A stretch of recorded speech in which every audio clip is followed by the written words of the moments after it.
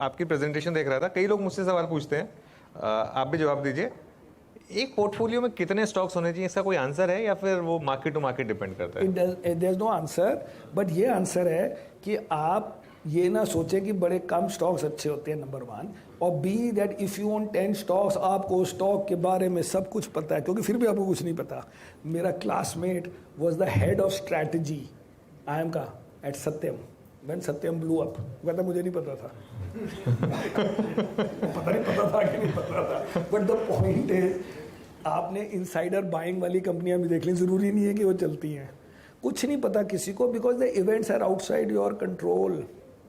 सो इसलिए हम कहते हैं कि वंस यू अंडरस्टूड कि काफ़ी स्टॉक्स अच्छा करते हैं, at least in the 2, 3, 4, 5 1 year whatever period, आप 2-2.5% लो। जो आप सोचो कि Rakesh Jhunjhunwala made money in the and in से 7 स्टॉक्स, बट उन्होंने खरीदे कितने होंगे?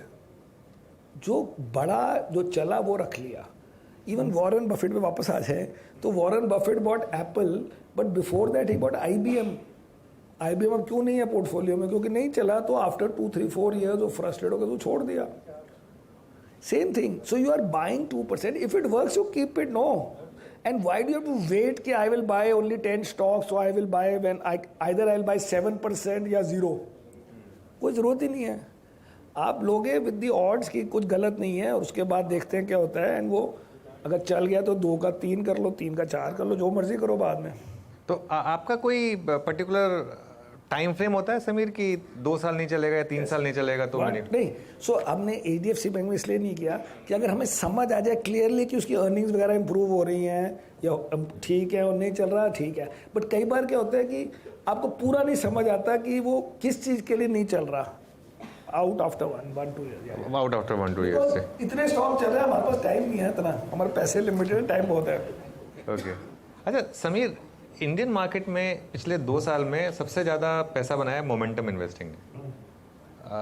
क्या यही कंटिन्यू करेगा? ये मोमेंटम इन्वेस्टिंग ठीक होती है या फिर वैल्यू इन्वेस्टिंग ही आपका मेन क्राइटेरिया होना चाहिए? मेरा मोमेंटम और fundamental also not a bad thing. मेरी फिलॉसफी ये है कि if a company is doing, मतलब fundamentally is doing well, it does well for a long time, and if it is doing badly, it does badly for a long time. फिर क्या होता है, वो एक टर्न आता है जिसमें आपका नुकसान हो सकता है।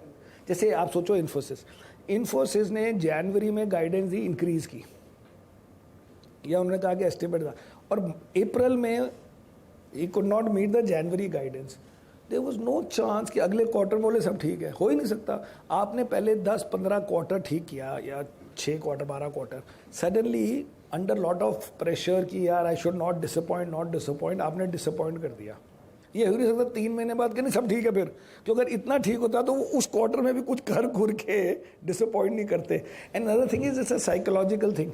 HDFC bank used to grow 30% पहले, फिर उन्होंने कहा 30% तो हो ही नहीं सकता, ये तो सारी कंपनी पागल हो गई है trying to meet this number.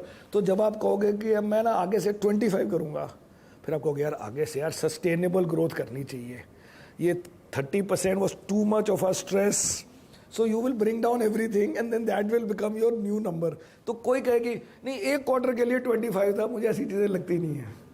It's the same thing, when a company is doing badly, it will do well badly for a long time, and then one day it will turn. May be उस period में होता है, उस दिन आपके 10%, 5% चले जाएंगे by being wrong, it doesn't matter. But so I agree with the fundamental part that fundamentally they do well. Second thing you can make as a thumb rule is कि अगर कंपनी का stock has done well for 1 quarter relative to market and has also done well for 1 year, और separately आपको लगे कि numbers भी ठीक हैं, I think it will do well. So momentum ही एक टाइप का ये भी। ओके। आपके पोर्टफोलियो में नॉर्मली समीर आप कितने स्टॉक्स रखते हैं नॉर्मली? अराउंड 35-40। अराउंड 35-40, और वो चेंज नहीं होता वेदर बुल मार्केट है या बेयर मार्केट है? नंबर ऑफ स्टॉक्स नहीं, नंबर ऑफ स्टॉक्स नहीं चेंज होते। और उसमें क्या होता है, जो नीचे वाले जो हम 2% वाले स्टॉक हैं, 2.5% वाले, उसमें आपके हमारे पास है ना 20, उसमें 4-5-6 निकल जाएंगे हर साल, because either they will go up too much और दे विल नॉट, कि उसी साल का फेलियर होता है, पिछले साल का स्टॉक है और अब हम उससे तंग आ गए हैं, but basically you will lose 1/3 of the bottom ones. Okay, तो 1/3 मतलब 10 स्टॉक्स चर्न होते हैं साल में आपके? तो स्टॉक्स, हाँ, मतलब जो कंप्लीटली आउट होंगे 6-7, बिकॉज बड़े वाले में ना जो बाकी ऊपर वाले 10 है उसमें उसमें इतना चर्न नहीं हो रहा बिकॉज यू थिंकिंग ये यू नो लाइक अ थोड़ा स्मॉल कंपाउंडर है, काइंड ऑफ चलता रहेगा 2-4% मोर देन मार्केट. जो नए कर रहे हो उसमें big money can be made और you will lose and therefore you want to get rid of them if they don't work. असल में सब जानना चाहते हैं कि फिर